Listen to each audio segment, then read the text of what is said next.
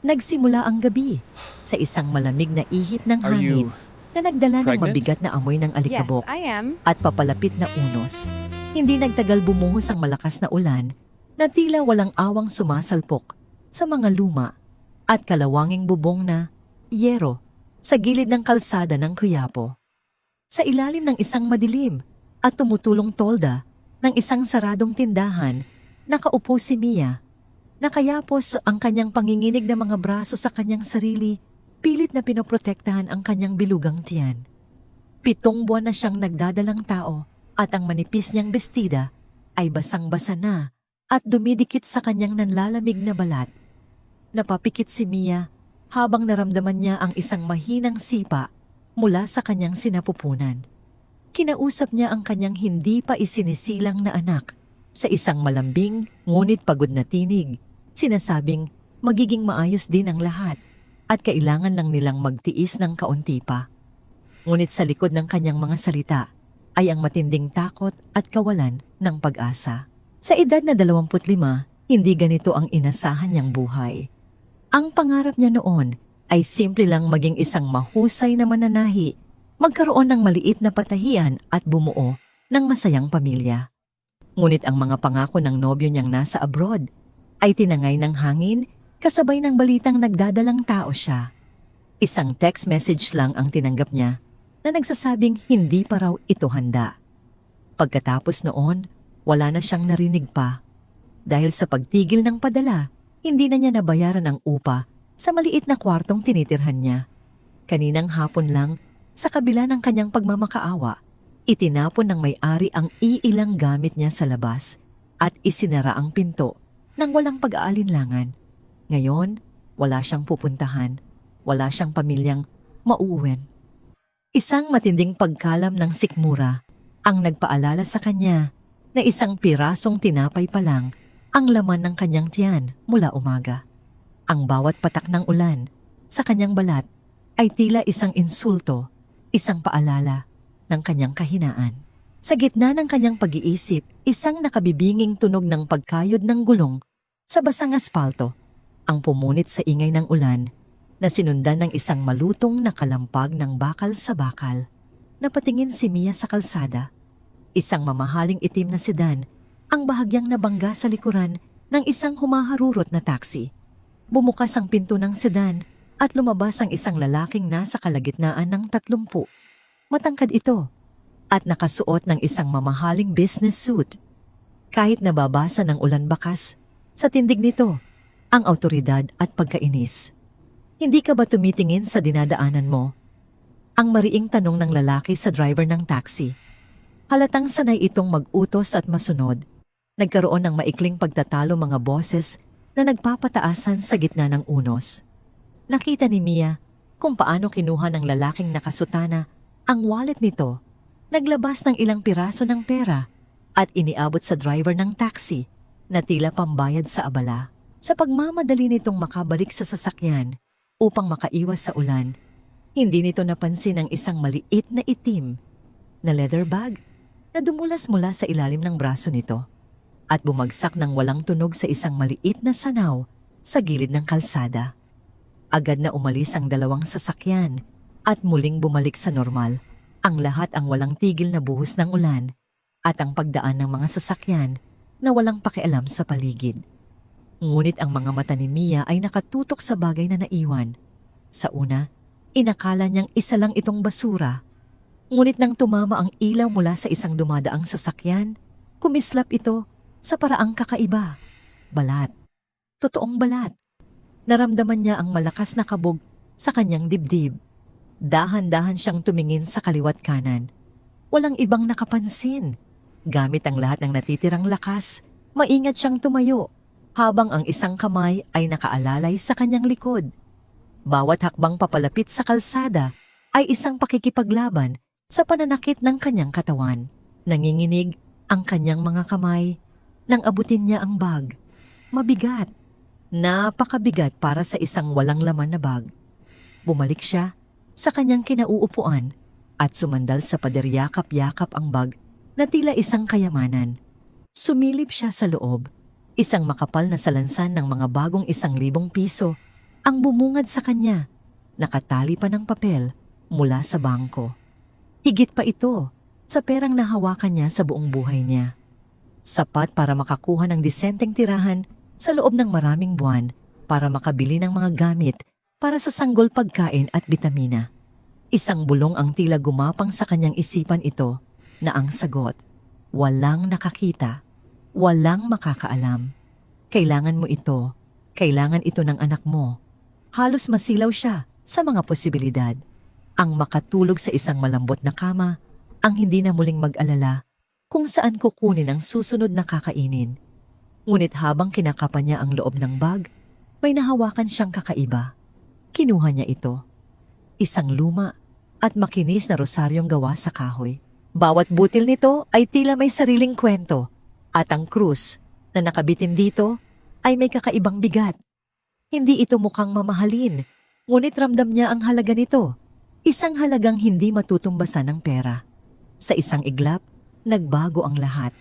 Ang perang nasa loob ng bag ay kumakatawan sa kaligtasan, ngunit ang rosaryo ay kumakatawan sa pananampalataya, ang pananampalatayang ipinamana sa kanya ng kanyang yumaong ina. Ang dangal ang tanging yaman na hindi kayang nakawin sa isang mahirap. Palaging sabi nito. Huminga siya ng malalim. Kung kukunin niya ang pera, mabubuhay sila ng kanyang anak. Ngunit anong klaseng buhay ang itatayo niya sa pundasyong galing sa kasalanan? Paano niya haharapin ang kanyang anak balang araw? At sasabihing ang kanilang pagsisimula ay dahil sa isang pagkakamaling sinamantala niya. Isinara niya ang bag at mahigpit itong niyakap sa kanyang dibdib. Tumingala siya sa madilim na langit. Hinahayaang dumaloy ang ulan sa kanyang muka kasabay ng kanyang mga luha. May pagpipilian siyang ginawa. Hindi ito madali, ngunit ito ang tama. Kinuha niya ang ID na nasa loob ng bag at binasa ang pangalan, Carlo Diaz at ang address. Malayo, isang lugar na para lamang sa mayayaman. Bukas bulong niya sa sarili, ang kanyang boses ay nanginginig ngunit buo. Bukas isasauli natin ito anak. Ang gutom at lamig ay naroon pa rin, ngunit ang bigat sa kanyang dibdib ay tila bahagyang gumaan. Hindi dahil nalutas ang kanyang mga problema, kundi dahil sa gitna ng kadiliman, pinili niya kung sino siya. Pinili niya ang dangal. At sa katahimikan ng gabing iyon, hindi niya alam na ang desisyong iyon na ginawa sa gitna ng gutom at kawalan ng pag-asa ang magiging simula ng pagbabago ng lahat. Ang pagsikat ng araw sa Maynila ay hindi nagdadala ng ginhawa, kundi ng mas matinding init na tila dumadagan sa balat at nagpapabigat sa bawat paghinga. Halos isang oras nang naglalakad si Mia bago pa man tuluyang magising ang buong syudad. Ang bestida niyang nabasa ng ulan kagabi ay tuyo na ngunit may bakas pa rin ng putik sa laylayan. Ang itim na leather bag ay nakatago sa loob ng isang supot na maingat niyang tangan, binalot sa isang piraso ng tela para protektahan ang laman nito. Hindi siya nakatulog. Sa tuwing ipipikit niya ang kanyang mga mata, nakikita niya ang makakapal na salansan ng pera, ang posibilidad, ang kaligtasan. At sa bawat pagkakataon ipinapaalala niya sa kanyang sarili, hindi ito sayo. Bawat hakbang ay isang pagtitiis. Ang kanyang mga namamagang paa ay tila nasusunog sa loob ng kanyang lumang tsinelas. Ang sakit sa kanyang likod ay tumitindi dahilan upang huminto siya paminsan-minsan para habulin ang kanyang hininga. Ang ingay ng mga busina at sigawan ng mga tinder sa bangketa ay tila isang malaking alon na gusto siyang lamunin. Ngunit nagpatuloy siya isang anino sa gitna ng magulong syudad habang tinatahak niya ang tulay patungo sa lugar na nakasulat sa ISD. Dahan-dahang nagbago ang tanawin. Ang mga dikit-dikit na bahay ay napalitan ng mas malalawak na espasyo. Ang mga lubak sa kalsada ay naging makinis na aspalto. Ang mga gusali ay nagsitayugan, ang mga pader na salamin ay kumikinang sa ilalim ng araw. Nang marating niya ang eksklusibong subdivision sa Alabang, ang pagkakaiba ay tila mula sa ibang mundo. Malalapad at tahimik ang mga kalye na papalibutan ng matatayog na puno ng palma. Ang bawat bahay ay protektado ng matataas na pader at bakal na tarangkahan At may mga CCTV camera sa bawat poste. Ito na yon. Huminto si Mia sa tapat ng isang napakalaking itim na tarangkahan na may nakaukit na letrang D sa gitna. Sa unang pagkakataon mula nang umalis siya sa Quiapo, gumapang ang pag-aalinlangan sa kanyang puso. Paano kung itaboy siya? Paano kung akusahan siyang magnanakaw? Paano kung hindi man lang siya bigyan ng pagkakataong magpaliwanag? Sa gilid ng tarangkahan ay may isang maliit na guardhouse. Agad siyang napansin ng dalawang unipormadong gwardiya. Ang kanilang mga muka ay mabilis na nagbago mula sa pagkabagot patungo sa matinding pagdududa. Lumapit ang isa. Anong kailangan mo dito? Ang tono nito ay malamig at walang paggalang. Napalunok si Mia, pinipilit itago ang panginginig ng kanyang mga kamay. Gusto ko po sanang makausap si Mr. Carlo Diaz. Sinuri siya ng gwardiya mula ulo hanggang paa. Ang kupas niyang bestida, ang malaki niyang tiyan, ang pagod sa kanyang mga mata. Bakit anong kailangan mo sa kanya? May isa sa uli po akong gamit niya. Mahinang sagot ni Mia. Isang mahinang pagtawa ang kumawala sa labi ng pangalawang gwardiya.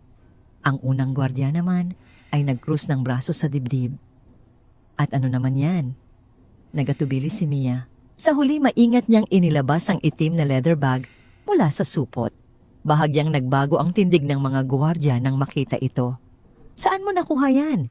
Tanong ng una mas seryoso na ngayon. Napulot ko po kagabi sa may Quiapo. Nagkatinginan ang dalawang gwardiya. Maghintay ka dyan, sabi ng una. Bago pumasok sa guardhouse at may tinawagan sa telepono. Naiwan si Mia na nakatayo sa ilalim ng nakakapasong sikat ng araw.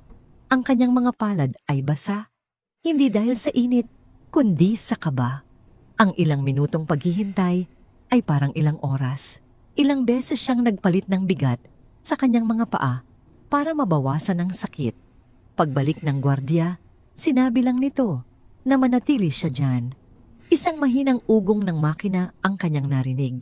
At ang malaking itim na tarangkahan ay dahan-dahang bumukas. Isang makintab na itim na sasakyan ang papalabas mula sa mahabang driveway.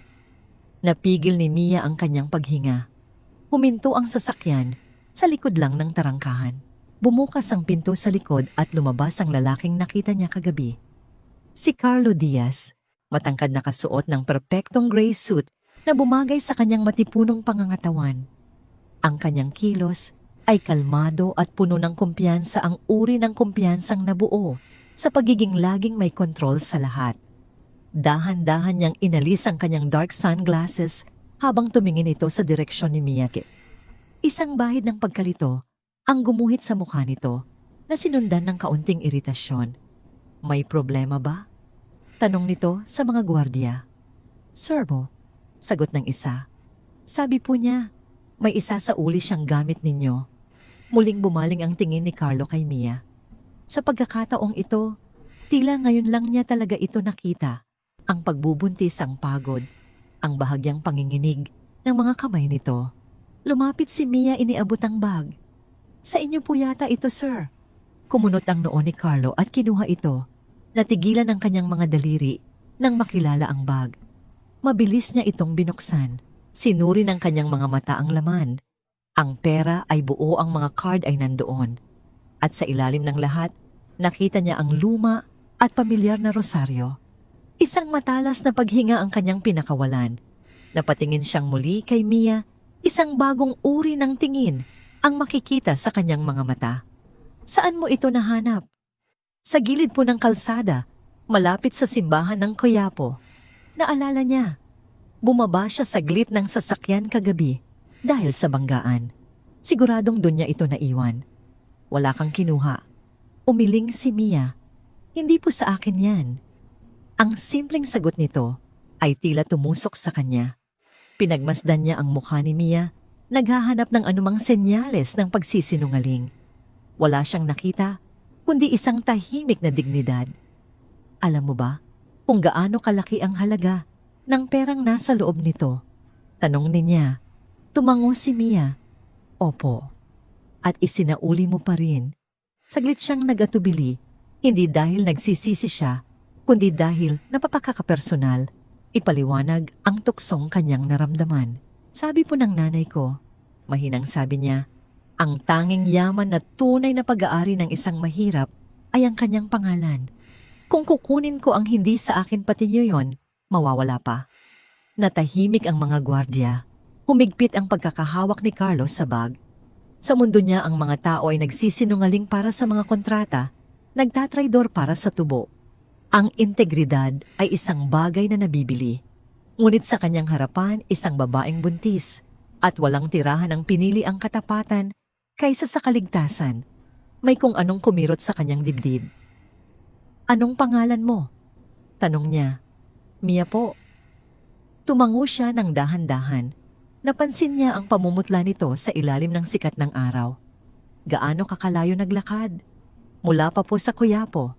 Bahagyang tumaas ang kilay ni Carlo. Hindi biro ang layo na yon para sa isang buntis.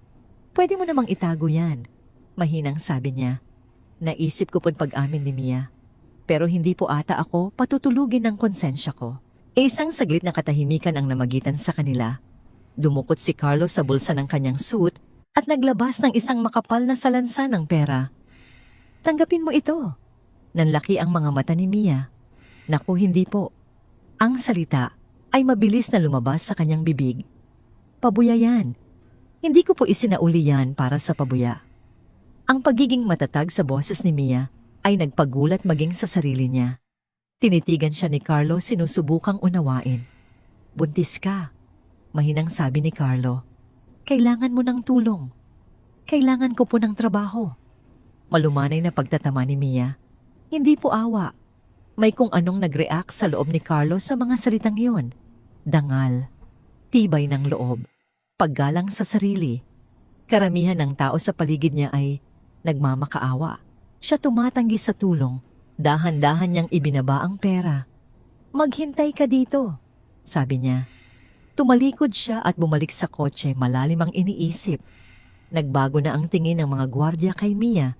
Mula sa pagdududa ay napalitan ng pagtataka. Pagkalipas ng 1 minuto, bumalik si Carlo. Wala na ang kanyang sunglasses at ang ekspresyon sa kanyang mukha ay mas malumanay na. Mia Kenin, sabi niya. Nakapagtrabaho ka na ba bilang mananahi? Napakurap si Mia. Opo, sir. Yun po ang dati kong trabaho. Ang pamilya ko ay may-ari ng isang maliit na patahian sa loob ng mansyon. Gumagawa kami ng mga damit pangkasal at barong. Kailangan namin ng karagdagang tauhan. Huminto siya. May sarili kang kwarto pagkain sahod at ipapaasikaso ko ang check-up mo sa doktor. Naramdaman ni Mia na nanikip ang kanyang lalamunan. Hindi po ako nagbibigay ng limosna, dagdag ni Carlo. Pagtratrabahuhan mo ito. Tila huminto ang mundo. Naglakad siya papunta rito na walang inaasahan kundi isang saradong tarangkahan. Ngayon isang pinto ang nagbubukas. Ang sanggol sa kanyang sinapupunan ay biglang sumipa ng malakas. Namuo ang luha sa kanyang mga mata. Magsisipag po ako. Sabi niya ang boses ay basag. Wala akong duda. Sagot ni Carlo. Humarap siya sa mga gwardiya. Buksan ninyo ang tarangkahan. Ang malaking itim na tarangkahan ay tuluyang bumukas. Dahan-dahang humakbang si Mia mula sa mainit at maalikabok na kalsada, papasok sa malamig at malilim na driveway. Pakiramdam niya ay humakbang siya papasok sa ibang buhay. Nang sumara ang tarangkahan sa kanyang likuran, isang malakas na boses ng isang babae ang narinig niya mula sa di kalayuan papalapit sa kanila. Carlo, ano ang ibig sabihin ng lahat ng ito? Isang matangkad at eleganteng babae ang nakatayo sa may pinto ng mansyon. Ang mga mata nito ay matalim na nakatitig sa kanya. Si Doña Victoria, ang ina ni Carlo, ang reyna ng mansyon. At sa titig nito, alam ni Mia na ang pagpasok sa tarangkahang iyon ay hindi katapusan ng kanyang pagsubok. Simula pa lamang ito, ang patahian ng mga Diaz ay hindi isang ordinaryong lugar. Ito ay isang silid na puno ng kasaysayan, kung saan ang amoy ng sinulid at mamahaling tela ay kasama na sa hangin. Dito binubuo ang mga pangarap mga damit pangkasal na gawa sa pinong pinyaseda at mga barong Tagalog na buong ingat na binordahan ng kamay. Dito nagsimulang magtrabaho si Mia at sa loob ng 1 linggo ang tahimik na sulok na ito ng mansyon ang naging kanyang kanlungan. Ang kanyang mga daliri na sanay sa karayom at sinulid ay mabilis na bumalik sa dati nitong galing. Bawat tahi niya ay pulido, bawat gupit ay perpekto. Ang ibang mga mananahi na sa unay may pagdududa ay hindi nagtagal at humanga sa kanyang dedikasyon. Napansin ito ni Carlo. Araw-araw, bumababa siya sa patahian. Sa una sinasabi niyang para lamang suriin ang mga proyekto, ngunit di nagtagal ang mga pagbisita niya ay laging nagtatapos sa tabi ng mesa ni Mia. Kinukumusta niya ito, tinatanong kung kumain na ba o kung kailangan nito ng kahit ano. Ang boses niya ay laging malumanay, isang malaking kaibahan sa bigat ng awtoridad na dala niya sa labas ng silid na yon. "Magaling ka," sabi ni Carlo isang hapon habang pinagmamasdan ng isang burdang ginagawa ni Mia. Higit pa sa magaling. Isang munting nangiti ang sumilay sa labi ni Mia. "Dito po ako lumaki sa pananahi." Ang mga simpleng pag-uusap na yon ang naging liwanag sa maghapon ni Mia. Ngunit ang liwanag ay laging may kasamang anino. At ang anino ay may pangalang Melissa. Isang hapon pumasok si Melissa sa patahian na tila isang bagyong nakabihis ng sutla. Ang mataginting na tunog ng kanyang mga takong sa sahig na kahoy ay nagpatigil sa lahat. Ang kanyang mamahaling pabango ay tila lumason sa hangin. Dala niya ang isang rolyo ng pinakamahal na tela. Isang malakas na lag-apak ang umalingaw-ngaw nang ibagsak niya ito sa gitnang mesa. "Ito ang tela para sa engagement party. Ayokong makakita ng kahit isang pagkakamali. Malinaw ba?" Ang mga mata niya ay matalim na tumingin sa paligid bago tuluyang tumuon kay Mia na para bang ito ang tanging taong kailangan niyang balaan. Sa mga sumunod na araw, naging madalas ang pagdalaw ni Melissa at bawat pagdalaw ay may kasamang panunuri. Napansin niya ang pagbabago sa mga mata ni Carlo tuwing kausap nito si Mia. Nakita niya ang paraan ng pag-aalala nito na hindi kailanman ipinakita sa kanya. Ang selos ay isang lason na dahan-dahang kumalat sa kanyang sistema. Isang araw, habang abala ang lahat, at si Mia ay seryosong nakatutok sa isang sketch ng disenyo, lumapit si Melissa na may dalang tasa ng mainit na kape. "Mukhang pagod na pagod ka," sabi ni Melissa, ang boses ay matamis, ngunit puno ng panggagansyo. "Magkape ka muna." "Salamat po, ma'am. Pero ayos lang po ako." Magalang na sagot ni Mia, hindi inaalis ang tingin sa kanyang ginagawa. "Huwag ka nang mahiya." Pagpupumilit ni Melissa, at sa isang kilos na tila hindi sinasadya, ngunit perpektong nakalkula, bahagyang nadulas ang kamay ni Melissa. Ang mainit na kape ay tumapon hindi sa sahig, kundi sa mismong sketch na pinag-iingatan ni Mia. Napasinghap si Mia. Ang itim na likido ay mabilis na kumalat sa puting papel, sinisira ang mga pinaghirapang guhit. "Oh my God, I'm so sorry!" Ang puno ng pagkukunwaring sigaw ni Melissa. "Look what you made me do. Bakit ba kasi dyan ka nakapwesto?" Mabilis na tumayo si Mia, nanginginig na pinulot ang basang papel. "Hindi po. Ako po." Anong kaguluhan ito? Isang boses na malamig at may awtoridad ang pumutol sa lahat. Si Doña Victoria ay nakatayo sa may pintuan, ng kanyang mga mata ay tila dalawang matalim na punyal. Agad siyang lumapit, tiningnan ang nasirang sketch at pagkatapos ay si Mia. "Victoria, it was an accident," mabilis na sabi ni Melissa. "This girl, she was so clumsy, hindi niya tiningnan ang dinadaanan ko." Hindi pinansin ni Doña Victoria ang paliwanag ni Melissa. Ang kanyang atensyon ay nakatuon lamang kay Mia. Ang titig niya ay puno ng pagkamuhi. Para sa kanya si Mia ay hindi isang empleyado, kundi isang dumi na pumasok sa kanyang malinis na pamamahay. "Anong ginawa mo?" mariing tanong ni Doña Victoria. "Wala po. Natapunan lang po." Sagot ni Mia, ang boses ay nanginginig. "Sumasagot ka pa," ang sabi ng matanda. Mas lalong tumalim ang boses. Tumingin siya sa sahig kung saan may mga tumulong kape. "Dahil sa katangahan mo, Nasira ang isang mahalagang disenyo. Tumingin siya kay Mia mula ulo hanggang paa. Marahil ay kailangan mong matuto ng leksyon sa paggalang at kung saan ka dapat lumugar. Nag-utos siya sa isa sa mga katulong na magdala ng basahan. Nang iabot ito kay Mia, sinabi ni Doña Victoria sa isang boses na halos pabulong ngunit dinig ng lahat, "Lumuhod ka at punasan mo yan." Natigilan ang buong silid. Maging si Melissa ay bahagyang nagulat sa utos. Ito ay hindi na lamang paglilinis. Ito ay pagpapahiya. Nag-aalangan si Mia. Ang kanyang mga mata ay namumuo na sa luha. Ang pagluhod ay tila pagyuko, hindi lang sa sahig kundi sa kanilang pang-aapi. "Ano pang hinihintay mo?" Giit ni Doña Victoria. Sa sandaling iyon, isang boses ang bumasag sa tensyon. "Itigil niyo yan." Lahat ay napalingon sa pintuan. Nakatayo roon si Carlo, ang kanyang mukha ay walang emosyon, ngunit ang kanyang mga mata ay nag-aalab sa galit. Naglakad siya papasok nilampasan ang kanyang ina at si Melissa at huminto sa harap ni Mia. Nakita niya ang basahan sa kamay nito, ang mga luhang nagbabadyang tumulo at ang kahihiyan sa mukha nito. Walang salitang lumabas sa bibig ni Carlo. Hinawakan niya ang kamay ni Mia at dahan-dahan, ngunit buong diin siyang itinayo. Ang pagkakahawak niya ay mahigpit, ngunit hindi masakit, isang pagkakahawak na nagsasabing, "Nandito ako." "Carlo, anong ginagawa mo?" Gulat na tanong ni Doña Victoria, hindi makapaniwala sa nakikita. "She is not a servant." Ang mariing sagot ni Melissa na tila binabawi ang sitwasyon. "She was just cleaning up her mess." Hindi sila pinansin ni Carlo. Ang kanyang mga mata ay nakatuon lamang kay Mia. "Ayos ka lang?" Mahinang tanong niya.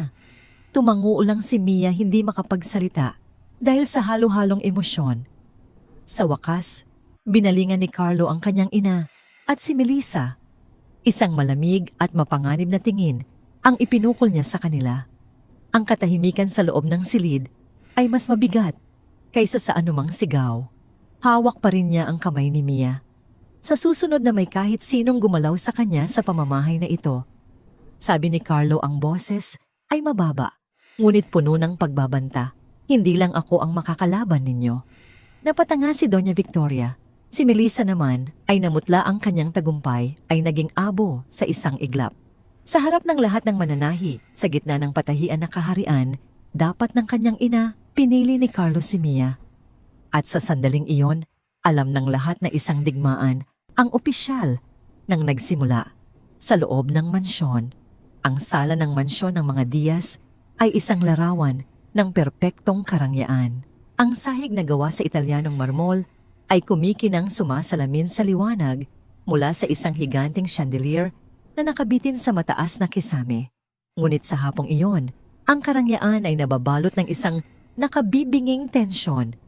"Pinapahiya mo ako, Carlo." Ang boses ni Melissa ay matinis at puno ng galit, umaalingaw-ngaw sa malawak na silid. "Sa harap ng nanay mo, sa harap ng mga mananahi, pinili mong ipagtanggol ang babaeng yon." Nakatayo si Carlo malapit sa bintana, nakatalikod sa kanya. Ang kanyang mga balikat ay matigas. "Walang kinalaman sa iyo ang ginawa ko, Melissa. Mali ang ginawa nila. Mali." Humalakhak si Melissa, ngunit ang tunog ay walang saya. "Ang mali ay ang pagdadala mo sa isang hampas lupang buntis sa pamamahay na ito. Hindi mo ba nakikita? Pinagtatawanan na tayo. Sinasabi nilang mas may oras ka pa para sa isang mananahi kaysa sa sarili mong fiancé." Humarap si Carlo at sa unang pagkakataon, nakita ni Melissa ang pagod at pagkasuklam sa mga mata nito.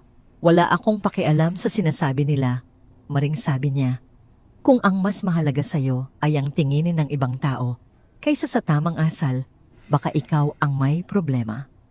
Ang mga salitang yon ay tila isang sampal. Lumapit si Melissa, ang kanyang mga mata ay nagbabaga. Ang problemang ito, Carlo, ay nagsimula nang dumating siya. Itong engagement, itong pagsasanib ng mga kumpanya natin, pinaghirapan ito ng mga pamilya natin, at sisirain mo ang lahat dahil lang sa awa mo sa babaeng yon. Hindi ito awa. Sumabog na ang boses ni Carlo. Ito ay tungkol sa pagiging tao. Isang bagay na tila nakakalimutan na natin sa loob ng mga pader na ito. Hindi na siya sumagot pa. Tumalikod si Carlo at mabilis na naglakad palabas. Iniwan si Melissa na nanginginig sa galit sa gitna ng perpektong sala. Bawat hakbang niya palayo ay isang pagtakas-pagtakas sa mga inaasahan sa mga kasinungalingan sa ginintuang kulungan na unti-unting sumasakal sa kanya. Nagdire-diretso siya sa hardin sa likod ng mansyon, isang lugar na bihirang puntahan ng iba. Dito ang ingay ng syudad ay napapalitan ng huni ng mga ibon at lagaslas ng tubig mula sa isang maliit na fountain. Kailangan niya ng hangin, kailangan niyang makahinga. At doon sa ilalim ng isang malaking puno ng mangga, nakita niya si Mia. Nakaupo ito sa isang bangkong kahoy, abala sa pagtatahi ng isang maliit na damit pangkamay para sa sanggol. Ang sikat ng hapon ay malumanay na tumatama sa kanyang mukha. At sa kabila ng lahat ng nangyari, mayroon siyang kapayapaan na hindi kayang bilhin ng pera. Dahan-dahang lumapit si Carlo, ayaw sirain ang katahimikan. Ngunit naramdaman siya ni Mia at marahang nag-angat ng tingin. "Sir Carlo," mahinang bati niya. "Huwag mo na akong tawaging sir kapag tayong dalawa lang." Sabi ni Carlo, ang boses ay pagod. Umupo siya sa kabilang dulo ng bangko, nag-iiwan ng magalang na espasyo sa pagitan nila. "May problema po ba?" tanong ni Mia. Ang kanyang boses ay puno ng pag-aalala. Umiling si Carlo. "Wala. O baka lahat." Napabuntong hininga siya. "Minsan pakiramdam ko lahat ng desisyon ko hindi sa akin galing. Para akong tau-tauhan sa isang palabas na isinulat ng iba." Itinigil ni Mia ang kanyang pagtatahi at tumingin sa malayo. "Laki po ako sa konsepto ng utang na loob, Sir Carlo." Pagtatama niya sa sarili. Utang na loob. Sa mga tumulong sa'yo, utang na loob. Sa mga nagbigay sa'yo ng pagkakataon, mabuti po iyon. Pero minsan po, nagagamit din iyon para itali ka. Para hindi ka na makaalis, kahit nasasaktan ka na. Ang mga salita ni Mia ay tila isang susi na nagbukas ng isang bagay sa loob ni Carlo. Itali. Iyon ang eksaktong nararamdaman niya. Itinali siya sa pangalan ng kanyang ama. Itinali siya sa mga ambisyon ng kanyang ina. Itinali siya sa isang kasunduang walang pagmamahal. "Buong buhay ko, nakatali ako." Mahinang pag-amin niya. Tumingin si Mia sa kanya, ang mga mata nito ay puno ng pangunawa, hindi awa. "Ang mansyon po napakaganda. Malawak, maningning, lahat ng tao gugustuhing tumira dito." Huminto siya sandali. Pero ang kulungan, kahit gawa pa sa ginto, kulungan pa rin. Isang matinding katahimikan ang namagitan sa kanila. Sa unang pagkakataon, may isang taong nagsabi ng katotohanang matagal na niyang itinatago sa sarili. Sa piling ni Mia, hindi siya si Carlo Diaz ang CEO. Siya ay si Carlo lang, isang lalaking pagod na. Isang ngiti, isang tunay, at hindi pilit ng ngiti ang dahan-dahang gumuhit sa mga labi ni Carlo. "Alam mo, Mia, ikaw ang unang taong nagsabi niyan sa akin." "Sinasabi ko lang po ang nakikita ko," sagot niya. At sa sandaling iyon, isang bagay ang nagbago. Ang distansya sa pagitan nila sa bangko ay tila umikli. Ang kanilang pag-uusap ay naging isang tahimik na ugnayan, isang pag-unawa na hindi nangangailangan ng maraming salita. Ngunit hindi nila alam, mula sa balkonahe ng ikalawang palapag, may isang pares ng mga matang matalim na nanonood sa kanila. Nakatayo roon si Melissa, hawak ang isang kopita ng alak, ang kanyang mga daliri ay mahigpit na nakakapit dito. Nakikita niya ang lahat. Nakikita niya kung paano nagbago ang postura ni Carlo, kung paano ito naging relax. Nakikita niya ang paraan ng pakikinig nito, na tila bawat salita ni Mia ay mahalaga. At higit sa lahat, nakita niya ang nangiting iyon. Hindi iyon ang ngiti para sa mga kasosyo sa negosyo. Hindi iyon ang ang ngiti na ibinibigay niya sa harap ng kamera. Iyon ay isang nangiting totoo, isang nangiting hindi kailanman na ibigay ni Carlo para sa kanya. Isang malamig na pakiramdam ang gumapang sa kanyang buong katawan, mas malamig pa kaysa sa alak na kanyang iniinom. Naintindihan niya na ang kanyang kalaban ay hindi lang isang babae. Ang kalaban niya ay ang katotohanan Nadala nito isang katotohanang unti-unting nagpapalaya kay Carlo mula sa kanya. Itinaas ni Melissa ang kupita at dahan-dahang ininom ang laman. Ang kanyang mga mata ay nanatiling nakatutok sa hardin, hindi na nagpapakita ng galit, kundi ng isang malamig at mapanuring determinasyon. Kung hindi niya kayang talunin ang katotohanan, kailangan niya itong sirain. At sisimulan niya sa babaeng nagdala nito sa kanilang buhay. Ang kapayapaang nahanap ni Mia sa loob ng mansyon ay kasing rupok ng sinulid. Isang umaga, habang nag-aalmusal ang mga tauhan sa kusina, isang malakas at magulong boses ang bumasag sa kanilang katahimikan mula sa labas. Mia, alam kong nandyan ka. Mia, lumabas ka. Napatigil si Mia sa pagsubo. Kinilabutan siya. Ang boses na yon pamilyar, magaspang at laging may dalang gulo. Mabilis siyang tumayo at sumilip sa bintana. Sa labas ng tarangkahan, isang lalaki ang nagwawala, pinipigilan ng dalawang gwardiya. Si Dennis, ang pinsan niyang matagal na niyang iniiwasan. Nagsimulang bumilis ang tibok ng kanyang puso.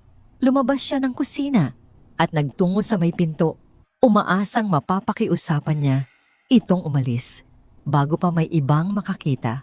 Ngunit huli na ang lahat. Sa tuktok ng engrandeng hagdanan, nakatayo si Doña Victoria, nakapamewang ang muka. Ay isang maskara ng pagkadisgusto na tila nakakita ng ipis sa kanyang malinis na sahig. Anong eskandalo ito? Malamig na tanong ng matanda. Bumaba si Doña Victoria sa hagdanan. Ang bawat hakbang ay mabagal at may bigat. Nagtama ang kanilang mga mata at nakita ni Mia ang panunumbat. Pamilya mo ba yan? Hindi nakasagot si Mia. Ang hiya ay tila isang mainit na likidong umakyat sa kanyang muka. Papuntahin mo siya sa likod. Utos ni Doña Victoria sa isang katulong. Ayokong madunggisan ang harapan ng pamamahay ko. Sa likod ng mansyon, malapit sa quarters ng mga katulong, hinarap ni Mia ang kanyang pinsan. Si Dennis ay payat, ang mga mata ay laging ligalig at amoy alak kahit umaga pa lang. Anong ginagawa mo dito, Dennis? Nanginginig na tanong ni Mia. Aba Mia, ang galing mo naman. Sabi ni Dennis, ang nangiti ay hindi umabot sa kanyang mga mata. Nakatira ka na pala sa palasyo. Samantalang ako naghihirap. Hindi mo man lang ba ako tutulungan? Pamilya mo pa rin ako. Wala akong pera. Mahinang sagot ni Mia, kahit alam niyang hindi iyon ang gustong marinig ni Dennis. Humalakhak si Dennis. Huwag mo akong lokohin. Nakikita ko ang suot mo. Nakakakain ka ng masarap. Bigyan mo ako ng 10,000 para sa panggamot lang daw ni Tia. Isang kasinungalingan na palagi niyang ginagamit. Wala nga akong ganoon kalaking halaga. Pagmamakaawa ni Mia, para sa panganganak ko ang ipon ko. Nagbago ang mukha ni Dennis. Nawala ang pagkukunwaring ngiti at napalitan ng isang masamang tingin. Ayaw mong magbigay? Sige. Baka mas gusto mong malaman ng mga amo mo na ang kinupkop pala nilang anghel ay may sungay. Baka gusto nilang marinig na ang tatay ng dinadala mo ay iniwan ka dahil sa ibang lalaki. Isang masakit na kasinungalingan na idinagdag niya para saktan ito. O baka naman sabihin kong may tinangay kang alahas sa dati mong pinapasukan, kaya ka tumakbo dito. Namilog ang mga mata ni Mia. Hindi siya makapaniwala sa naririnig niya. Paano mo nagagawa sa akin ito? Magpinsan tayo. Ang pagiging magpinsan may presyo. Sagot ni Dennis, iniabot ang kanyang palad. Magbabayad ka o mag-iingay ako. Sa likod ng isang halaman, tahimik na nakikinig si Doña Victoria. Isang munting ng ngiti ng tagumpay ang sumilay sa kanyang mga labi. Ito na ang pagkakataon niya. Ito ang armas na kailangan niya para palayasin si Mia nang hindi si Carlo ang magagalit sa kanya. Lumabas siya mula sa kanyang pinagtataguan. Mukhang may problema dito. Sabi niya, ang boses ay kalmado, ngunit puno ng kahulugan. Nagulat si Dennis at Mia. Naglakad si Doña Victoria palapit, ang tingin ay diretso kay Mia. Narinig ko ang lahat. Tumingin siya kay Dennis. Magkano ang kailangan mo para manahimik at hindi na bumalik dito? Agad na lumiwanag ang mukha ni Dennis. 20,000 po, ma'am, para po sa... Hindi ko kailangan ng kwento mo. Putol ni Doña Victoria. Dumukot siya ng isang makapal na sobre mula sa bulsa ng kanyang damit at iniabot ito. Kunin mo yan. At wag na huwag ko nang makikita ang pagmumukha mo sa lugar na ito. Kinuha ni Dennis ang pera. Mabilis itong binilang at nagmamadaling umalis na tila takot na mabawi pa ito. Nang silang dalawa na lang, ang natira muling hinarap ni Doña Victoria si Mia. Ang kanyang mukha ay hindi na nagpapakita ng galit, kundi ng isang malamig na pagwawagi. Nakita mo na, sabi niya. Dala-dala mo ang putik ng pinanggalingan mo at ayokong madamay ang pamilya ko dyan. Tumingin siya sa malaking tiyan ni Mia. Ang kahihiya na yan, turo niya, ay sayo lang. Hindi mo ito dapat idinadamay sa amin. Hindi po totoo ang mga sinabi niya. Umiiyak na, sabi ni Mia. Hindi na mahalaga kung ano ang totoo. Sagot ng matanda.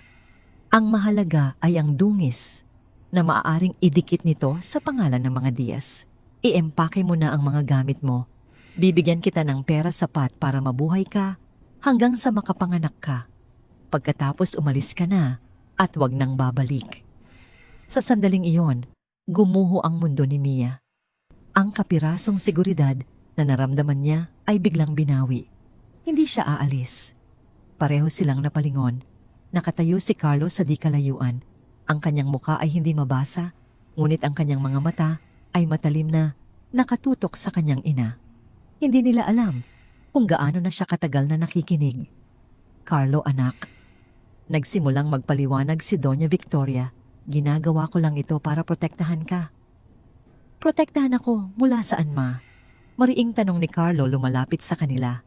Mula sa isang taong walang ginawa, kundi maging tapat. O pinoprotektahan mo ang apelyido natin mula sa isang problema na ikaw mismo ang gumagawa. Tinuro niya ang direksyon kung saan umalis si Dennis. Hinabol ko ang lalaking yon. Binigyan ko siya ng dobleng halaga para sabihin sa akin kung sino ang nag-utos sa kanyang gumawa ng eskandalo. Isang sandali ng takot ang gumuhit sa mukha ni Doña Victoria. Hindi niya sinabi, pero hindi na kailangan. Tumingin siya kay Mia na umiiyak ng tahimik. Nakita niya ang sakit at takot sa mga mata nito. Dahan-dahan niyang inilagay ang kanyang kamay sa balikat ni Mia, isang kilos ng suporta at proteksyon. Si Mia ay mananatili dito. Sabi ni Carlo, ang boses ay pinal at hindi nag-iiwan ng lugar para sa pagtatalo.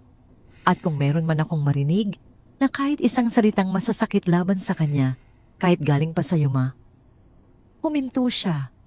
Isipin mong hindi mo ako anak. Ang banta ay malinaw.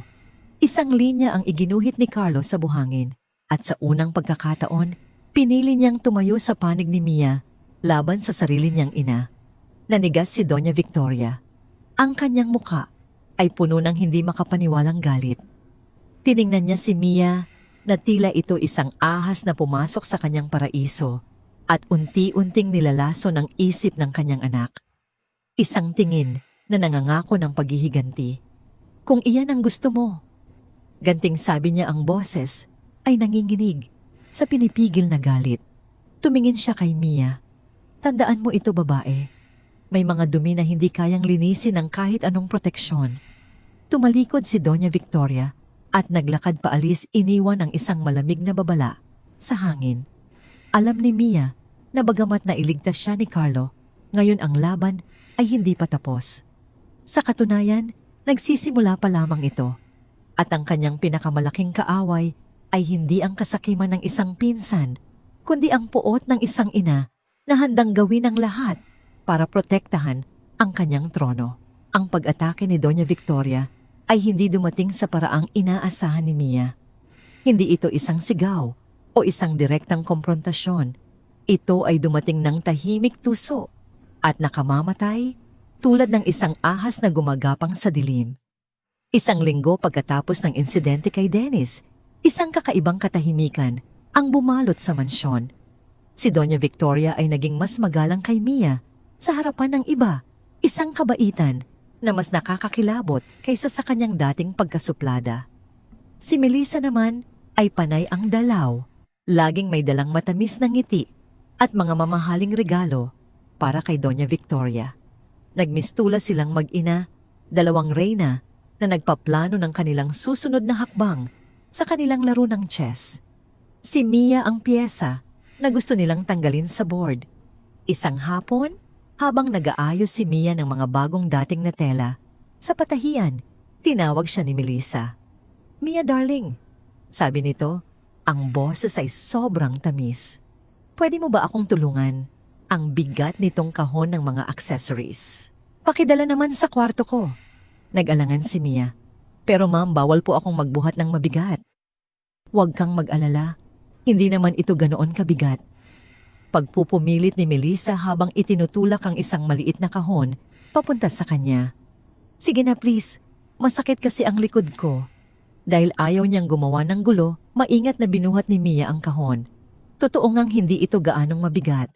Inihatid niya ito sa malawak na silid ni Melissa. Habang inilalapag niya ang kahon, sa ibabaw ng vanity table, nakita ni Mia ang isang napakagandang singsing na diamante na nakapatong doon, kumikinang sa ilalim ng ilaw. Iyon ang engagement ring ni Melissa. "Salamat Mia, you're such a doll," sabi ni Melissa habang minamasdan siya mula sa salamin. May kakaibang kislap sa mga mata nito. Kinabukasan sumiklab ang impyerno. Isang malakas na sigaw mula sa silid ni Melissa ang gumising sa buong mansyon. "Nasaan na? Nasaan na ang singsing ko?" Nagmamadaling pumasok ang mga katulong sa kanyang silid.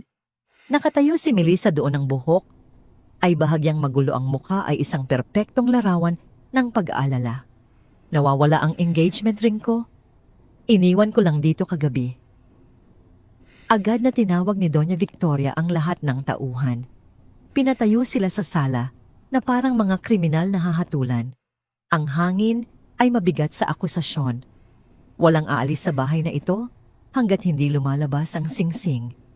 Mariing utos ni Doña Victoria. Ang kanyang mga mata ay matalim na tumingin sa bawat isa, ngunit mas matagal itong tumitig kay Mia. "Baka naman kung saan mo lang nailagay, Melissa," mahinahong sabi ni Carlo na kararating lang mula sa kanyang opisina. "Imposible." Ganting sabi ni Melissa, ang mga luha ay nagsisimulang mamuo sa kanyang mga mata. "Sigurado akong may kumuha. Marahil ay isang taong desperado, isang taong nangangailangan ng pera." Ang huling mga salita ay malinaw na ipinatutungkol kay Mia. "Anong ibig mong sabihin?" Tanong ni Carlo. Ang kanyang panga ay nagsimulang tumigas. Bago pa makasagot si Melissa, nagsalita si Doña Victoria. "Para maging patas sa lahat, hahalughugin natin ang mga kwarto ninyo. Kung walang itinatago, walang dapat ikatakot." Nagsimula ang paghahalughog. Si Mia ay nanatiling tahimik, ang kanyang mga kamay ay mahigpit na nakahawak sa kanyang tiyan. Alam niya sa kanyang sarili na wala siyang ginawang masama, ngunit isang malamig na takot ang gumapang sa kanyang likod. Ito ay isang patibong. Nang marating nila ang maliit na kwarto ni Mia, isang katulong ang naghalungkat sa kanyang mga damit. Pagkatapos binuksan nito ang kanyang maliit na bag na laging nakasabit sa gilid ng kama. At doon, mula sa loob ng bag, isang bagay ang kumislap. Dahan-dahang inilabas ng katulong ang diamanteng singsing. Isang kolektibong paghinga ng pagkagulat ang narinig mula sa lahat. Tila huminto ang pag-ikot ng mundo. Lahat ng mata ay napunta kay Mia. Ang kanilang mga tingin ay puno ng panghuhusga, pagkasuklam at pagtatraidor. Hindi sa akin yan." Nautal na sabi ni Mia. Ang kanyang muka ay namutla na parang papel. Tumingin siya kay Carlo, nagmamakaawa. "Hindi ko alam kung paano napunta yan dyan." "Anong hindi mo alam?"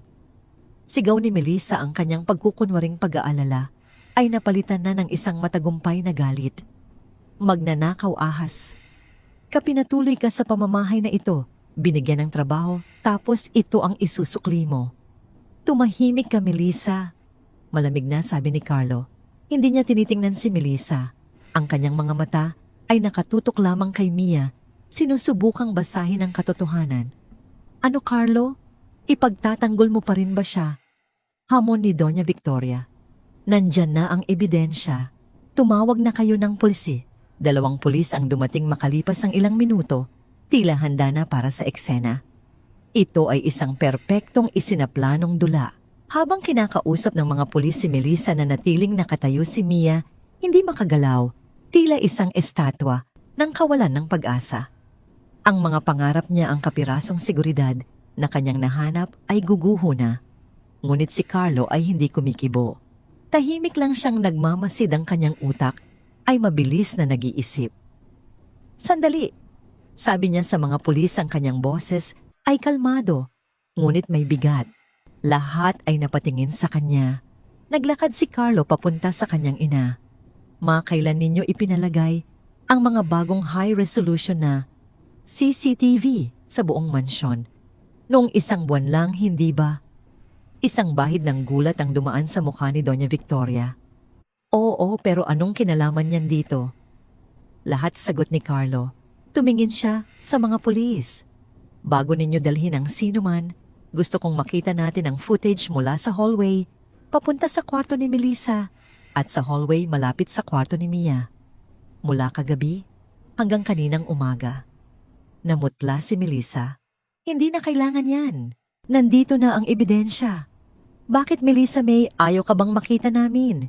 Tanong ni Carlo. Ang kanyang mga mata ay matalim na. Tila nakikita ang kaluluwa nito.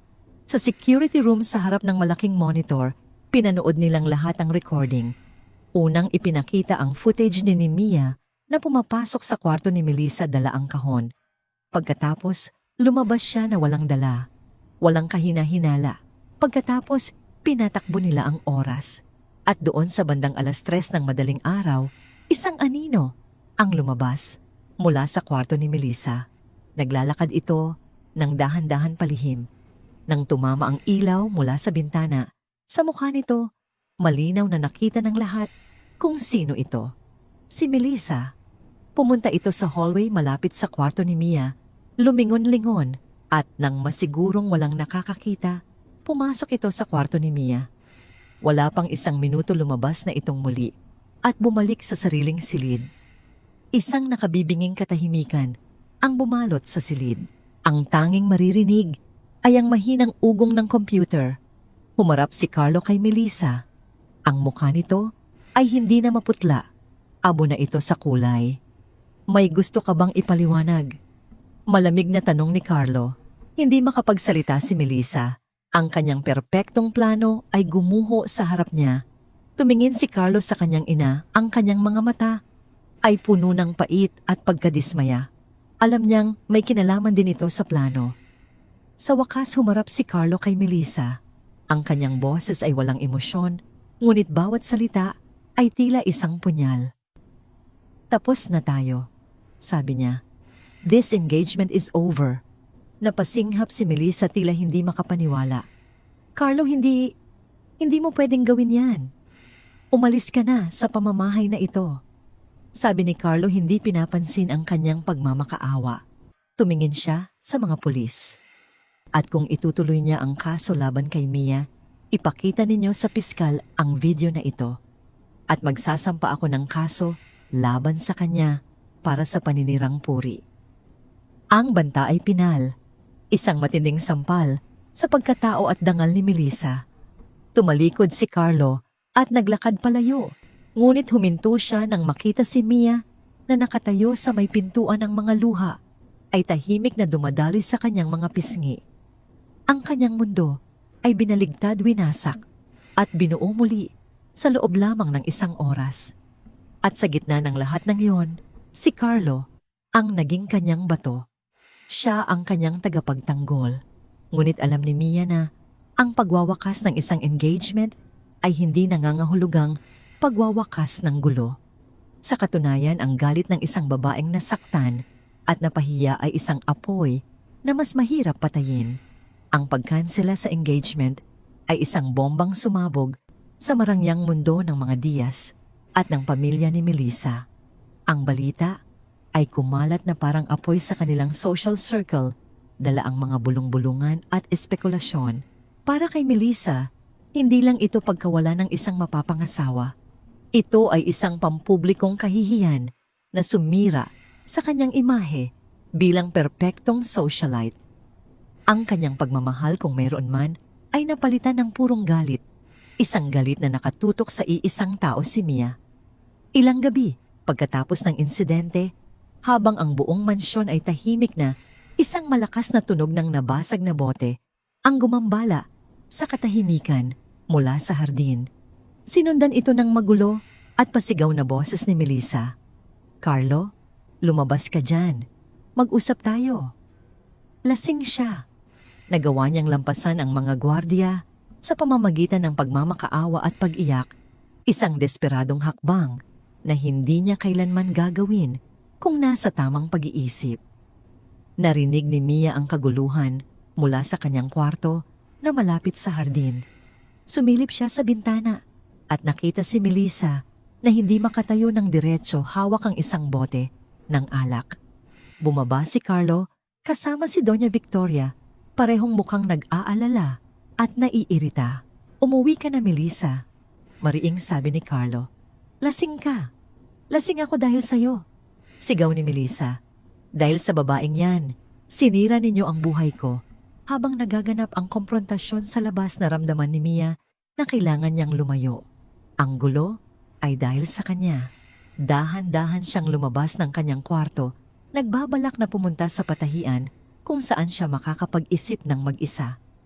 Ngunit habang naglalakad siya sa tahimik na hallway, hindi niya namalaya na nakapasok na pala si Melissa sa loob ng mansyon. "Saan ka pupunta magnanakaw?" Natigilan si Mia. Sa likod niya nakatayo si Melissa, ang mga mata ay namumula sa galit at alak, ang buhok ay bahagyang magulo. Ang eleganteng socialite ay naglaho na. Ang nasa harap niya ngayon ay isang babaeng nasasaktan at puno ng puot. "Ma'am Melissa, pakiusap po." "Huwag mo akong tawaging ma'am." Putol ni Melissa, lumalapit sa kanya. Masaya ka na. Masaya ka na. Nawala na kami. Ito ba ang plano mo? Simula pa lang. Ang akitin siya. Ang sirain kami. "Wala po akong ginagawang masama." Mahinang sagot ni Mia, umaatras. Sinungaling. Isang malutong at malakas na sampal ang dumapo sa pisngi ni Mia. Napakabilis ng pangyayari. Natulala si Mia, ang pisngi niya ay agad na namula at kumirot. Ang lakas ng sampal ay nagpaatras sa kanya ng ilang hakbang. "Inagaw mo siya sa akin," sigaw ni Melissa. "Isang hamak na mananahi na may dalang anak ng kung sino. Anong karapatan mo?" Sa sobrang galit, sinugod ni Melissa si Mia. Hinablot niya ang buhok nito, pilit na inuyugyog. Napasigaw si Mia, hindi dahil sa sakit, kundi dahil sa takot, para sa sanggol sa kanyang sinapupunan. Tama na po. Pagmamakaawa niya, sinusubukang protektahan ang kanyang tiyan. Ngunit si Melissa ay hindi na nakikinig. Kinuha niya ang isang florerang nakapatong sa isang mesa at ibinato ito sa pader, malapit sa ulo ni Mia. Nagkalat ang bubog at tubig sa sahig. "Mamatay ka na sana," sigaw ni Melissa, ang kanyang mukha ay puno ng luha at galit. "Ikaw at ang daladala mong malas." Ang salitang malas ay tila gumising sa isang bagay sa loob ni Mia. Ang kanyang takot ay biglang napalitan ng isang matinding pagnanais na protektahan ang kanyang anak. Gamit ang lakas na hindi niya alam na mayroon siya, itinulak niya si Melissa palayo. "Huwag mong idamay ang anak ko," mariing sabi ni Mia, ang kanyang boses ay nanginginig, ngunit puno ng determinasyon. Nawalan ng balansa si Melissa at bumagsak ito sa sahig sa gitna ng mga basag na bubog. Sa sandaling iyon, dumating si Carlo na naalarma sa ingay.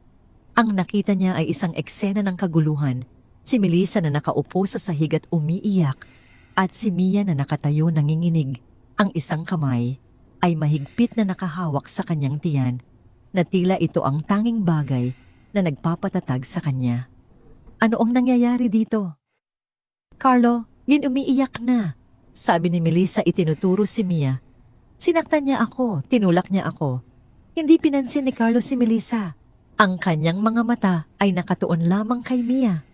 Nakita niya ang pulang marka ng sampal sa pisngi nito, ang takot sa mga mata nito, at ang mga bubog sa paligid.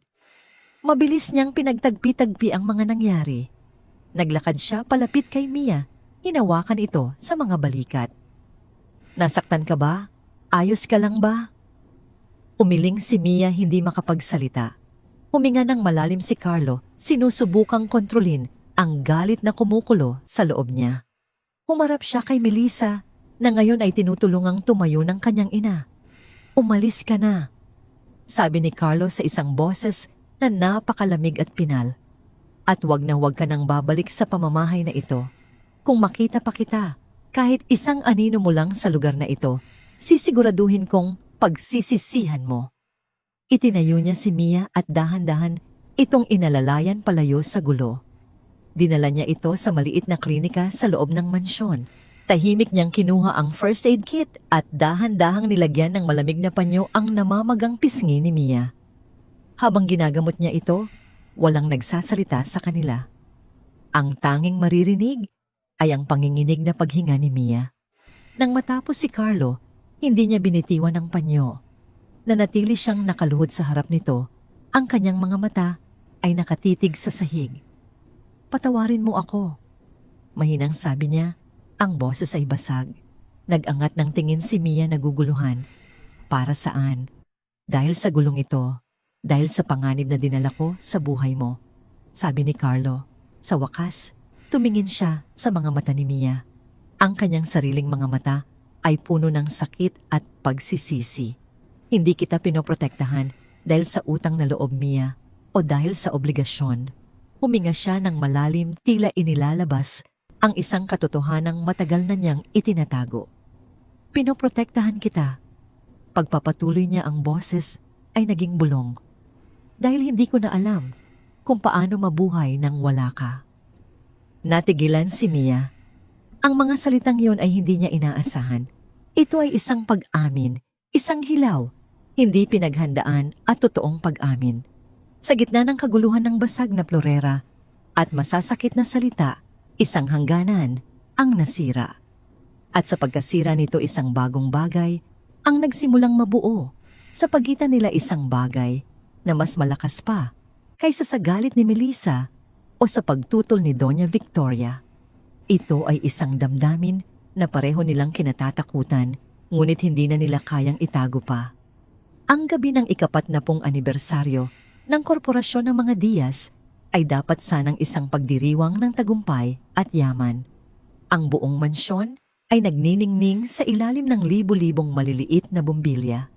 Ang amoy ng mamahaling alak at sariwang bulaklak ay humahalo sa malambing na tugtog ng biolin na nanggagaling sa mga profesional na musikero.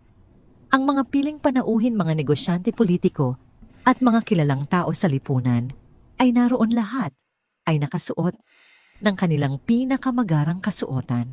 Si Mia ay pinakiusapan ni Doña Victoria na tumulong sa itaas na palapag sa pag-aayos ng mga huling detalye para sa mga VIP na panauhin. 8 buwan na ang kanyang tiyan at bawat kilos niya ay may kasamang bigat at pag-iingat. Nakasuot siya ng isang simpleng asul na maternity gown na pinagawa ni Carlo para sa kanya. Kahit simple lutang na lutang ang kanyang likas na ganda at ang ningning sa kanyang mga mata na dala ng pag-asang ibinigay ni Carlo.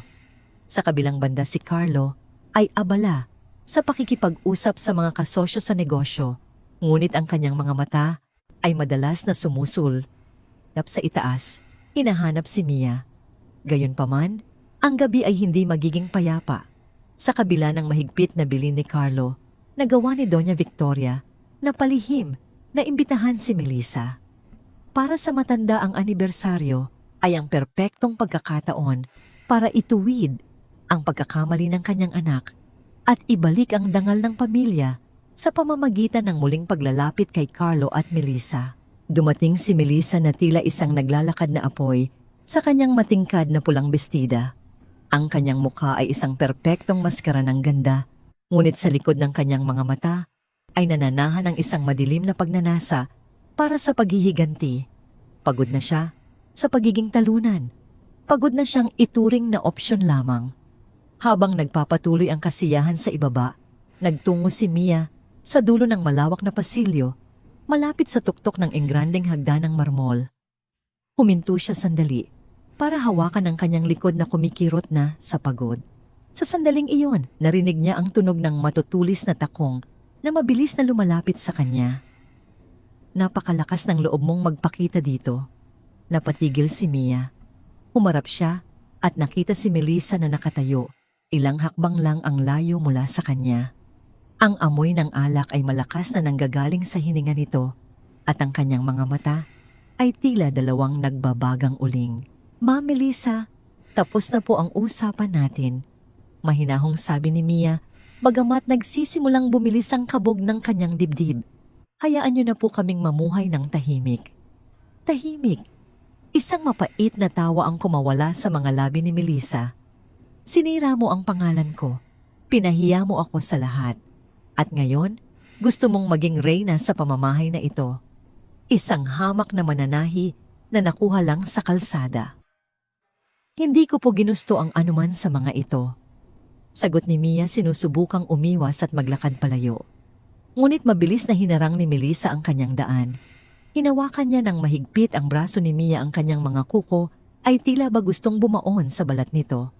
"Huwag mo akong talikuran. Hindi pa ako tapos sa'yo." Sa ibaba napansin ni Carlo ang tensyon sa itaas na palapag. Nakita niya ang pulang bestida ni Melissa at ang asul na gown ni Mia sa tabi ng hagdanan. Ang kanyang puso ay tila tumigil sa pagtibok. "Mia!" sigaw niya habang nagsimulang tumakbo patungo sa hagdanan. Ngunit huli na ang lahat. Sa itaas ang pagtatalo ay nauwi sa pisikal na giit. Pilit na binabawi ni Mia ang kanyang braso habang ang kabilang kamay niya ay protektadong nakayakap sa kanyang tiyan. "Bitiwan niyo po ako," pagmamakaawa ni Mia. "Dapat sa'yo mawala na?" ang huling sigaw ni Melissa. Sa gitna ng kanyang pagkabulag sa galit, itinulak niya ng buong lakas si Mia. Tila huminto ang takbo ng oras. Nawalan ng balanse si Mia. Ang kanyang paa ay nadulas sa madulas na marmol ng unang baitang. Ang kanyang kamay ay pilit na kumakapa sa hawakan ng hagdanan, ngunit wala itong nahawakan, kundi hangin. Isang matinding takot ang rumihistro sa kanyang mukha bago siya tuluyang nahulog ng patiwarik.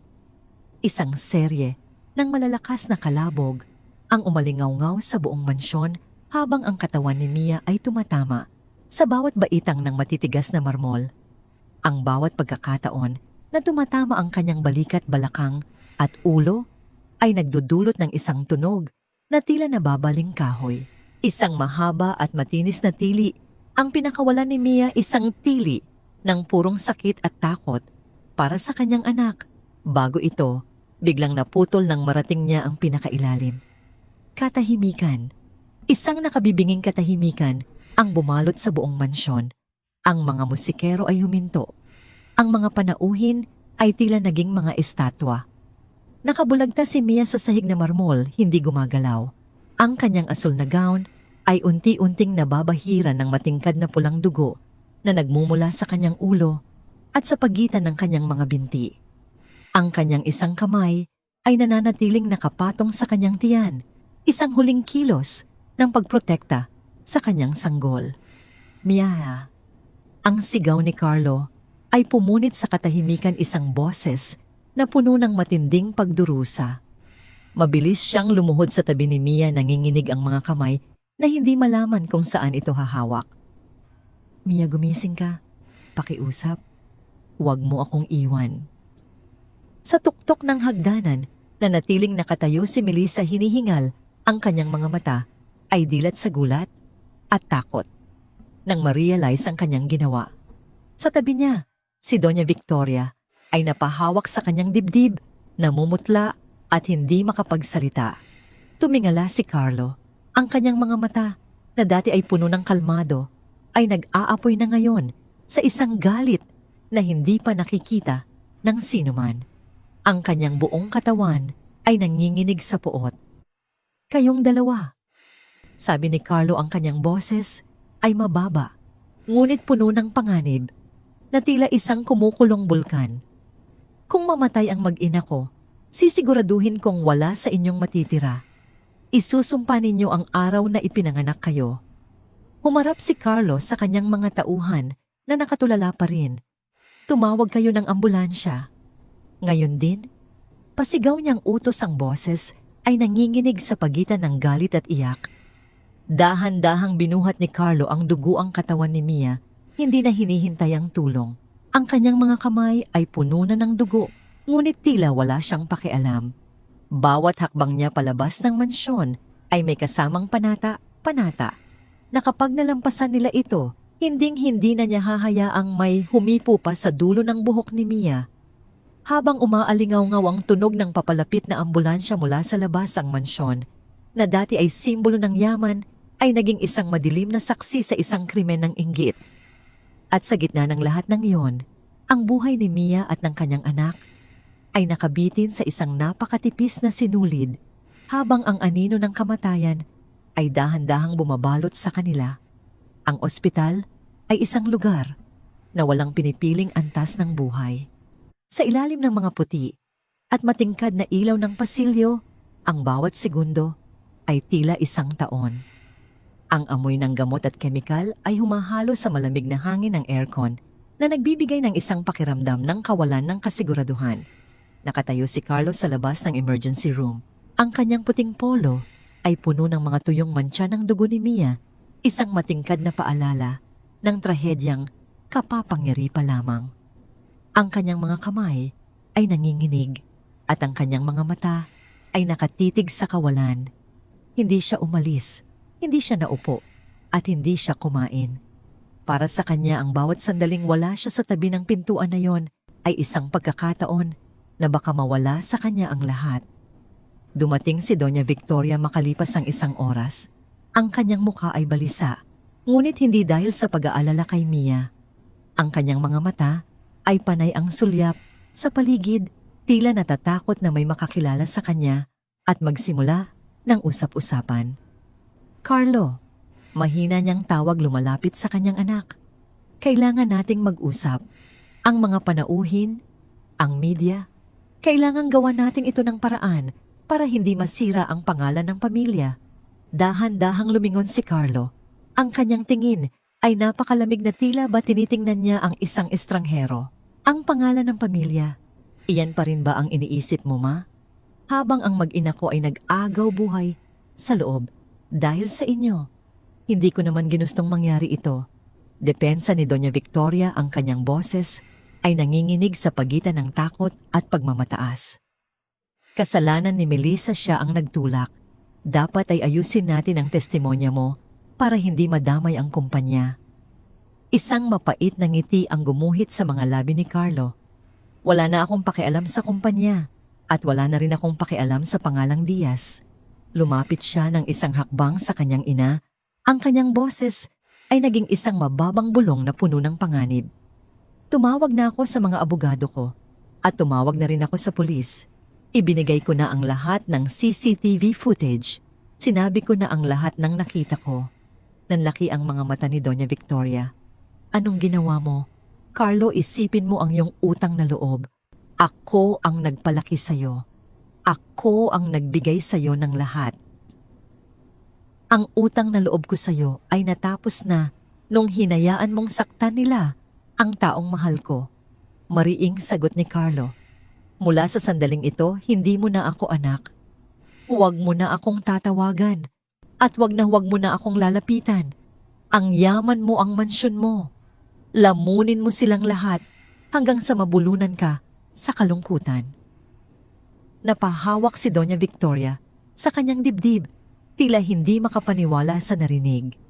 Ang kanyang pinakamalaking takot, ang pagkawala ng kontrol, at ang pagkasira ng kanyang reputasyon ay nangyayari na sa harap niya. Tumalikod si Carlo at hindi na muling tumingin sa kanyang ina. Iyon ang huling beses na kinilala niya ito. Sa kabilang dulo ng ospital, ang mga pulis ay naroon na rin para arestuhin si Melissa.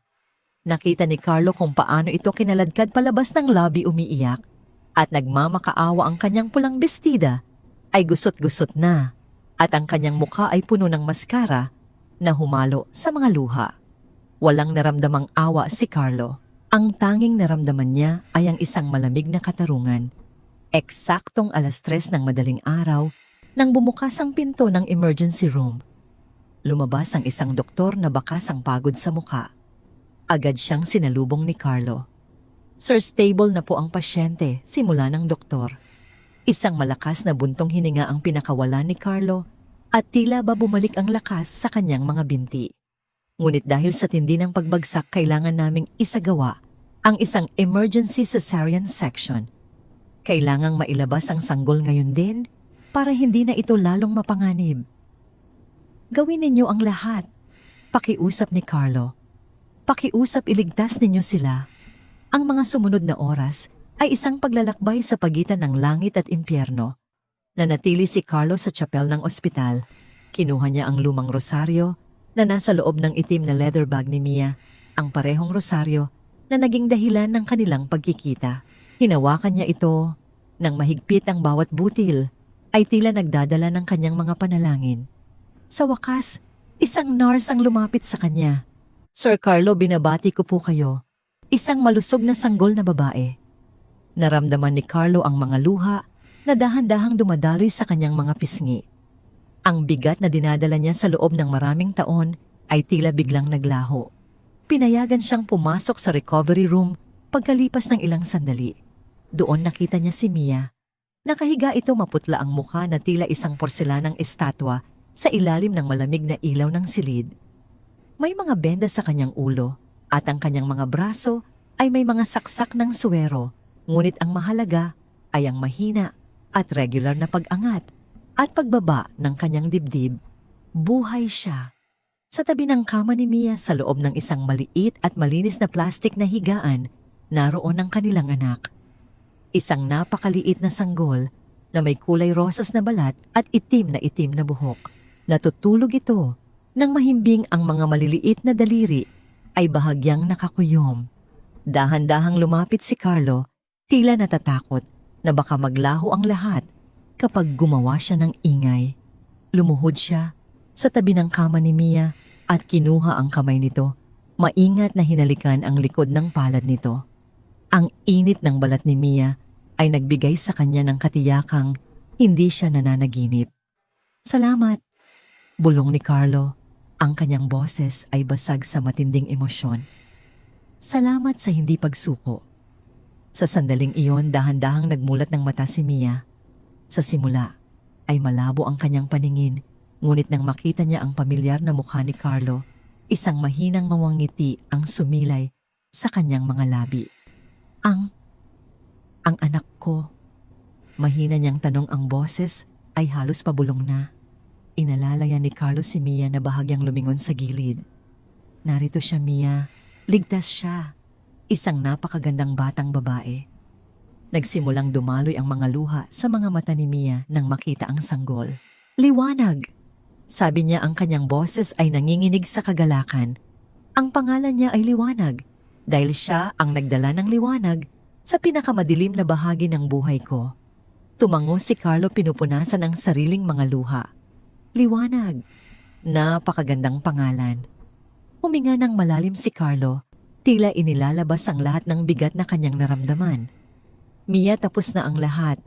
Wala na tayong babalikan sa mansyong yon. Paglabas ninyo dito, magsisimula tayo ng bagong buhay. Isang buhay na malayo sa puot, malayo sa mga kasinungalingan, at malayo sa mga taong gustong manakit sa inyo. Paano ang kumpanya mo? Tanong ni Mia, puno ng pag-aalala. Hahayaan ko ang mga abogado ko na ayusin ang lahat, sagot ni Carlo nang walang pag-aalinlangan. Ang yaman at kapangyarihan ay walang halaga kung mawawala kayo sa akin. Natutunan ko na ang leksyon ko, Mia. Ang tunay na yaman ay hindi nasa loob ng isang vault o nasa pangalan ng isang gusali. Narito ito sa harap ko. Nagtagpo ang kanilang mga mata. At sa tahimik na silid na yon, tanging ang mahinang tunog ng makinang nagbabantay sa tibok ng puso ni Mia ang maririnig. Isang panata ang nabuo sa pagitan nila nang walang kailangang sabihing salita. Isang bagong umaga, ang dahan-dahang sumisilip sa bintana ng ospital, dala ang unang sinag ng araw na tumatama sa mukha ng sanggol na si Liwanag. Ang bagyo ay lumipas na, at bagamat may mga sugat na kailangang hilumin ng katarungan, ay nagsimula na ring gumulong. Si Melissa ay nahaharap sa mga seryosong kaso, at si Doña Victoria ay naiwang mag-isa sa kanyang malaking mansyon, nabubuhay sa gitna ng kanyang sariling kahihiyan. Sa huling pagkakataon, hinawakan ni Carlo ang kamay ni Mia ng mas mahigpit. Hindi na kita bibitawan muli, pangako niya. At sa pagkakataong ito, alam ni Mia na ito ay isang katotohanang panghahawakan nila habang buhay. 6 na buwan ang mabilis na lumipas. Ang mansyon ng mga Diaz ay nananatiling nakatayo sa tuktok ng burol sa Alabang. Ngunit para kay Carlo ang gusaling iyon ay isa na lamang alaala ng isang buhay na puno ng pagkukunwari. Ang tunay niyang tahanan ay matatagpuan na ngayon sa isang tahimik at payapang subdibisyon sa labas ng syudad. Hindi ito kasing laki ng dati niyang tinitirhan, ngunit ang bawat sulok nito ay puno ng init at pagmamahal. Isang hapon, habang ang sikat ng araw ay dahan-dahang nagiging kulay kahel, sa abot tanaw nakaupo si Mia sa isang duyan sa kanilang maliit na hardin. Sa kanyang kandungan ay mahimbing na natutulog si Liwanag. Ang sanggol ay malusog at may mga pisnging kasing pula ng rosas. Ang mga sugat ni Mia mula sa trahedya sa hagdanan ay naghilom na bagamat may manipis na pilat sa kanyang noo na nagsisilbing paalala ng kanyang katatagan. Narinig ni Mia ang tunog ng pagbukas ng gate at ang marahang paghinto ng sasakyan ni Carlo. Hindi na ito ang mamahaling Rolls-Royce na dati niyang ginagamit. Ito ay isang simpleng sedan na mas praktikal para sa kanilang bagong buhay. Lumabas si Carlo mula sa sasakyan, hinubad ang kanyang coat at agad na lumapit sa kanyang mag-ina. Ang kanyang mukha na dati ay laging balisa at matigas ay bakas na ngayon ang tunay na kapayapaan. Pagod ka ba? Mahinang tanong ni Mia habang lumalapit si Carlo para halikan ang kanyang noo at ang maliit na kamay ni Liwanag. Mapapagod lang ako kung wala akong uuwian na ganito. Sagot ni Carlo, isang matamis na ngangiti ang gumuhit sa kanyang mga labi. Umupo si Carlo sa tabi ni Mia. Nag-uusap sila tungkol sa mga simpleng bagay, ang unang pag-atungal ni Liwanag, kaninang umaga, ang bagong disenyong tinatahi ni Mia para sa kanilang maliit na patahian at ang mga plano nila sa darating na Pasko. Wala na ang mga pag-uusap tungkol sa stocks mergers at mga pampolitikang laro ng kumpanya. Ipinasa na ni Carlo ang pamamahala ng korporasyon sa isang board of directors at pinanatili lamang ang sapat na shares para suportahan ang kanyang pamilya. Sa gitna ng kanilang usapan, hindi na iwasan ni Mia na itanong ang tungkol sa mga taong naging bahagi ng kanilang madilim na kahapon. Nabalitaan mo ba sila? Tanong ni Mia, ang boses ay puno ng pag-aalinlangan. Huminga ng malalim si Carlo. Si Melissa ay napatunayang may sala sa pagtatangkang pananakit at paninirang puri. Dahil sa impluwensya ng kanyang pamilya, nabawasan ang kanyang sentensya, ngunit ang kanyang reputasyon ay tuluyan ng gumuho. Wala nang gustong makisama sa kanya sa lipunan. Namumuhay siya ngayon sa loob ng isang pasilidad para sa rehabilitasyon, malayo sa lahat. Huminto sandali si Carlo bago ipinagpatuloy. At si Mama? Nananatili siya sa mansyon. Ngunit ayon kay Mrs. Lawson, ang bahay ay naging napakatahimik.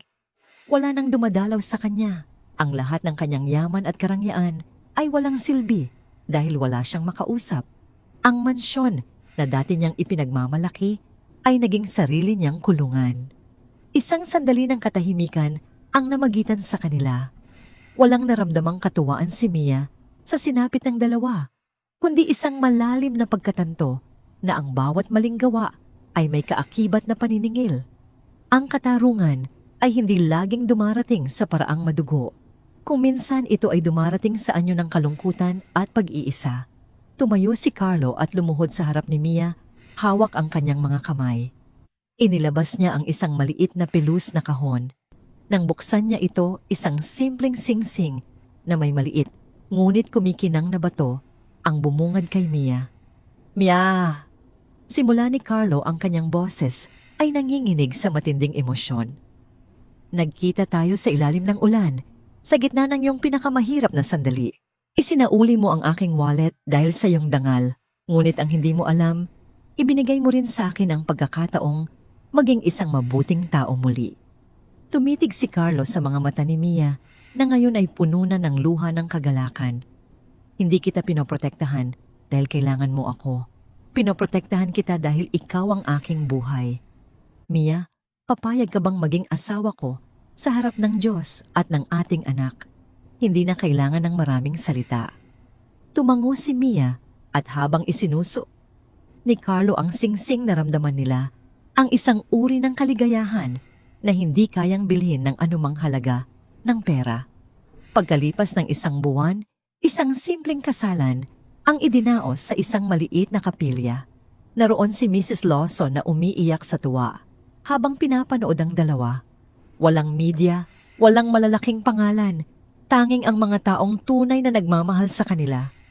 Si Mia ay napakaganda sa kanyang puting gown na siya mismo ang nagdisenyo at nagtahi. Habang naglalakad siya sa altar, dala ang maliit na siliwanag, alam ng lahat na ito ang simula ng isang bagong yugto. Pagkatapos ng kasal, habang sila ay naglalakad palabas ng simbahan, biglang bumuhos ang isang mahinang ambon. Napatigil si Mia at tumingala sa langit. Naalala niya ang gabi sa Quiapo, ang gutom ang lamig at ang desperasyon. Naalala niya ang itim na leather bag na nakita niya sa sanaw ng tubig. Tumingin siya kay Carlo at ngumiti. Salamat sa pagbagsak ng wallet na yon, biro niya. Natawa si Carlo at niyakap siya ng mahigpit habang pinapayungan sila. Salamat sa hindi mo pagtalikod sa iyong konsensya. Ang kwento ni Mia ay hindi lamang kwento ng isang babaeng swinerte sa buhay. Ito ay kwento ng integridad sa gitna ng pagsubok. Pinatunayan niya na ang pinakamahalagang yaman na maaaring taglayin ng isang tao ay hindi ang perang nasa loob ng wallet, kundi ang katapatang nagbubukas ng pinto patungo sa tunay na pag-ibig at kapayapaan. Habang papalayo ang kanilang sasakyan sa simbahan, ang liwanag ng hapon ay dahan-dahang naglaho. Ngunit ang liwanag sa loob ng kanilang mga puso ay mananatiling nagniningning habang buhay. Ang bagyo ay tapos na at sa wakas, ang bahaghari ay narito na para manatili.